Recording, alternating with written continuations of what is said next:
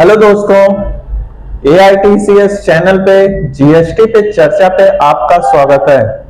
आज के इस वीडियो सेशन में हम इस बात की चर्चा करेंगे, जब ट्रांसपोर्टर कोरियर डॉग द्वारा सामान की डिलीवरी फॉरेन कंट्री में होती है, लेकिन सामान की डिलीवरी करवाने वाली कंपनी और सामान की डिलीवरी करने वाली कंपनी दोनों एक ही राज्य में स्थित हो तो जीएसटी में first of question rise place of supply क्या होगी। सेकेंड क्वेश्चन, कौन सी जीएसटी चार्ज किया जाएगा। एग्जाम्पल SGST, CGST और IGST। इनपुट टैक्स क्रेडिट मिलेगा कि नहीं। Supplier of service GST R1 में स्टेट कोड क्या लिखेगा। इस टॉपिक पर बहुत से लोगों का कंफ्यूजन रहता है जो जीएसटी पेशे से डायरेक्टली जुड़े हुए हैं। अगर आपने अभी तक हमारा चैनल सब्सक्राइब नहीं किया है तो कर लीजिए, ऐसी इंफॉर्मेटिव वीडियो आप तक पहुंचती रहेगी। जो लोग जीएसटी, इनकम टैक्स, TDS की फाइलिंग की ट्रेनिंग लेना चाहते हैं वो प्रोस्पेक्टस के लिए दिए गए स्क्रीन नंबर पर व्हाट्सएप कर सकते हैं या कांटेक्ट कर सकते हैं। So let the start the session. आज के इस वीडियो में हम लोग एक इंपॉर्टेंट टॉपिक पर डिस्कस करेंगे। टॉपिक का नाम है कि प्लेस ऑफ सप्लाई जीएसटी में क्या माना जाएगा जब एक ट्रांसपोर्टर कंपनी या कोई कोरियर कंपनी या डाक विभाग किसी गुड्स की सप्लाई फॉरेन कंट्री में करती है और जिस कंपनी ने गुड्स की डिलीवरी करने का ऑर्डर दिया था वह जिस स्टेट में है, कोरियर कंपनी या ट्रांसपोर्टर भी उसी स्टेट में है। कहने का मतलब है कि service provider of transportation and service receiver both are situated in the same state. तो उस केस में प्लेस ऑफ सप्लाई क्या होगी। इसको समझने के लिए हमको जीएसटी की बेसिक समझनी पड़ेगी, इसके बैकग्राउंड में हमको जाना पड़ेगा, तब ये कंफ्यूजन क्लियर होगा। तो चलते हैं इसके बैकग्राउंड में। इसका बैकग्राउंड क्या है। जीएसटी में जीएसटी एप्लीकेबल कब होता है। जीएसटी एप्लीकेबल तब होता है जब टैक्सेबल गुड्स एंड सर्विसेज की सप्लाई होती है। तो बेसिकली जीएसटी तीन तरह की है। CGST central goods and service tax, state GST and inter state GST के केस में IGST। तो एक टैक्स इनवाइस के ऊपर कब CGST लगेगी, कब SGST लगेगी और कब IGST लगेगी, ये टोटली डिपेंड करता है प्लेस ऑफ सप्लाई के ऊपर। फॉर एग्जाम्पल, अगर receiver of the goods and service and provider of the service और गुड्स एक ही स्टेट में होते हैं तो यहां पर CGST और SGST लगती है। इन केस गुड्स या सर्विस एक स्टेट से दूसरे स्टेट में जाती है तो प्लेस ऑफ सप्लाई में दूसरे स्टेट की होती है, इसलिए वहां IGST लगती है। ये बहुत सिंपल सा है, इसलिए इसमें क्लैरिफाई करने में हमें दिक्कत नहीं होती कि कब CGST लगेगी और कब SGST लगेगी। लेकिन कोई कोई टिपिकल आ जाता है जहां पे डिटरमाइन करने में हमें बहुत ही असुविधा होती है and GST law is not also clear. When the act itself is not clear, then power is given to Central Board of Direct Taxes and Custom। तो CBDT समय समय पे सर्कुलर के द्वारा क्लैरिफिकेशन मीन्स स्पष्टीकरण इशू करती है। जब भी कोई मैटर पे एक्ट क्लियर नहीं है तो डिफरेंट तरह के लोग, डिफरेंट प्रोफेशनल उसका डिफरेंट इंटरप्रिटेशन निकालते हैं।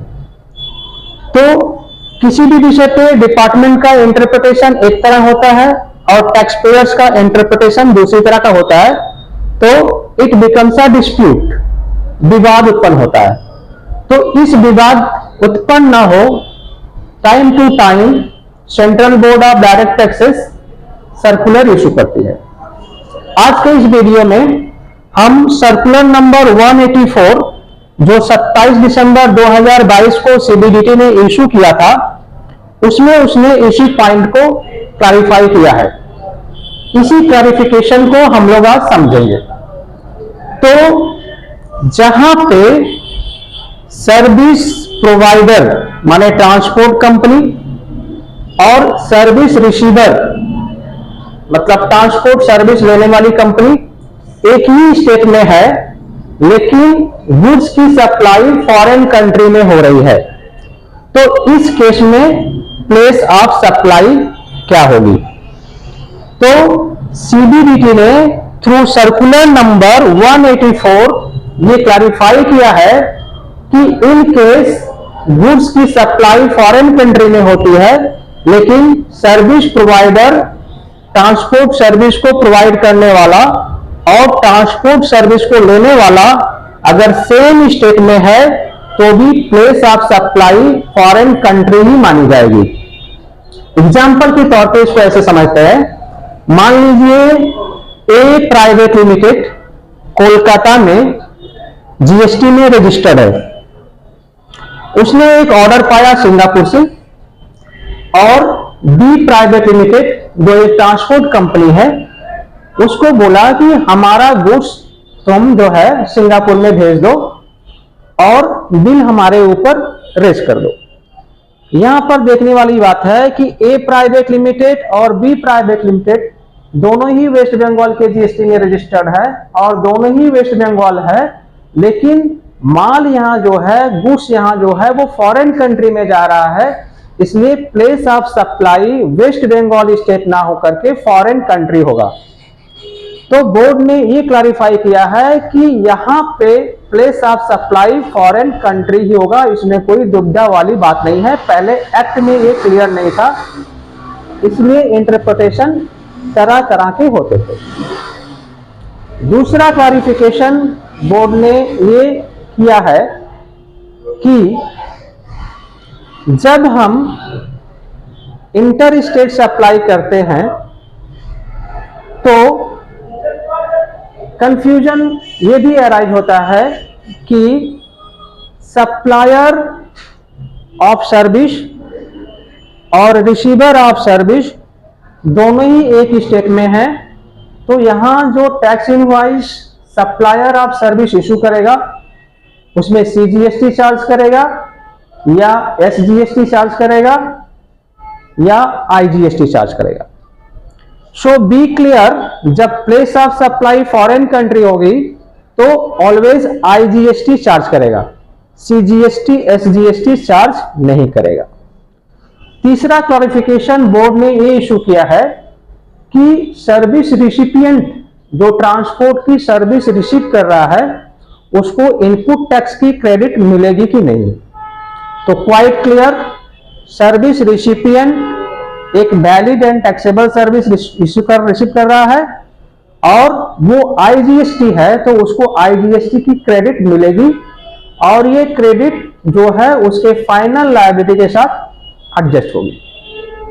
Last and fourth clarification board ने यह दिया है कि सर्विस प्रोवाइडर जब अपनी जीएसटीआर 1 की रिटर्न फाइल करेगा, GSTR 1 statement of outward supply होता है, तो उस केस में प्लेस ऑफ सप्लाई क्या लिखेगा, क्योंकि इंडिया में अगर प्लेस ऑफ सप्लाई होती तो उसका एक स्टेट कोड होता है, तो स्टेट कोड लिखा जाता है, लेकिन इस केस में फॉरेन सप्लाई है तो वो प्लेस ऑफ सप्लाई का कोड क्या लिखेगा।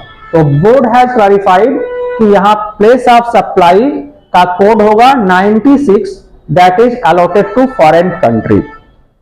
इन कंक्लूजन मैं ये बता दूं, in case where transportation of goods through courier और थ्रू ट्रांसपोर्ट कंपनी और through mail is rendered to foreign country where both service provider and service receiver are situated in the same state, then place of supply will be foreign country, and in that case IGST will be charged.